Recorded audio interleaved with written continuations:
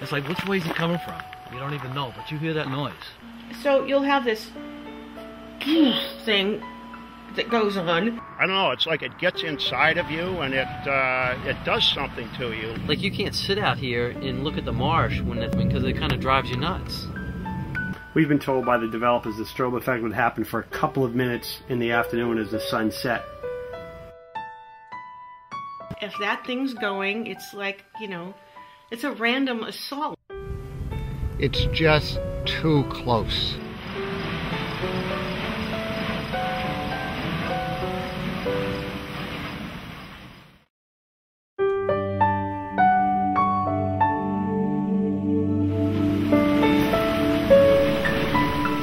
Hull Wind 2 is located on the top of a landfill and borders a river and estuary.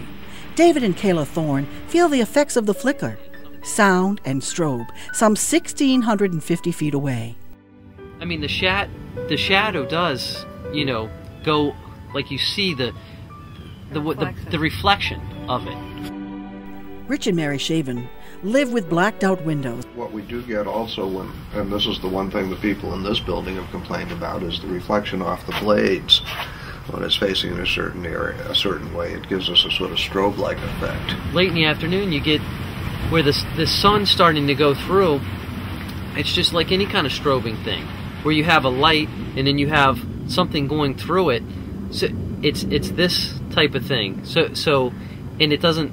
If the wind's blowing, if it's still, it's not so bad because it's just a shadow. But when you get that strobing shadow, it doesn't stop. We've been told by the developers the strobe effect would happen for a couple of minutes in the afternoon as the sun set. No, this would be most of the hours of the afternoon. Get it off the glass in the window, in the pictures.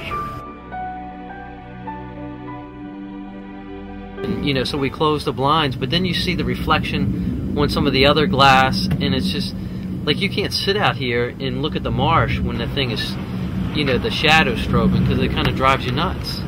The initial proposals and the ones that were passed through town meeting, and they pushed it through. It just feels like you didn't have any, they just slammed it down our throat, and we didn't have any say whatsoever. I mean, the light company packed town hall. They didn't let a butters speak. Instead, one of the selectmen got up and spoke for us. It's an important, thriving part of a town, but it doesn't mean you should put a, right smack in the middle of the neighborhood. I was for it originally. You're for the idea of windmills, yeah, but I myself... Like I said, I thought it was going to be 100 yards or more the other way. I'd be for it someplace else.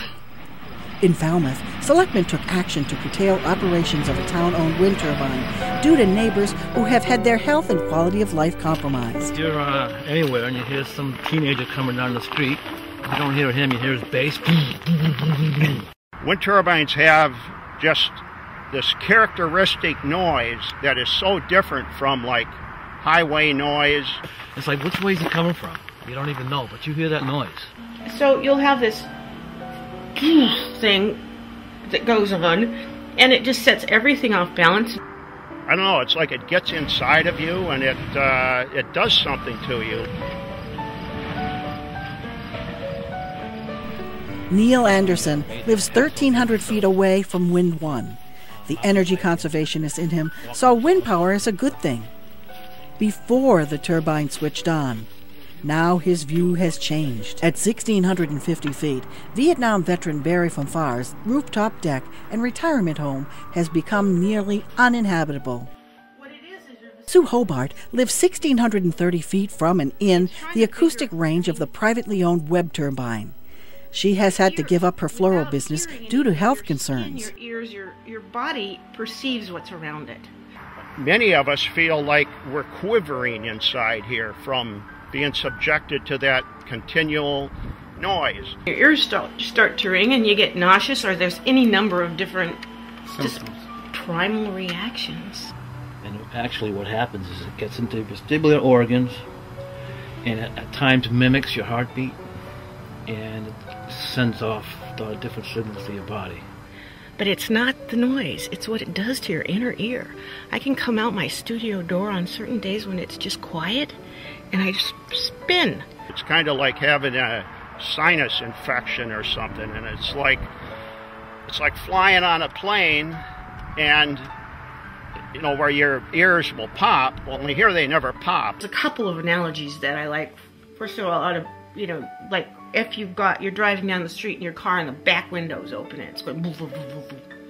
It gets in there and you gotta close the window. You can't just keep going with that. I can't close the window. I just have to live with that. And that's what my bedroom's like. Noise machines, sleeping pills. That's where I sleep now. You know? It's the only place in the house that doesn't vibrate. And sometimes it vibrates anyway.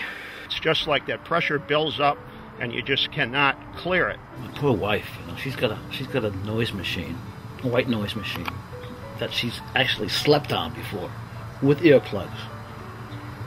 You know, if that doesn't work, tries it on. Pop, pop, pop.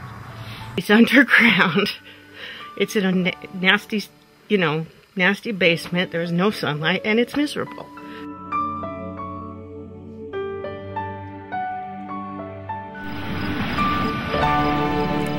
For more information and extended interviews, visit windwise.org.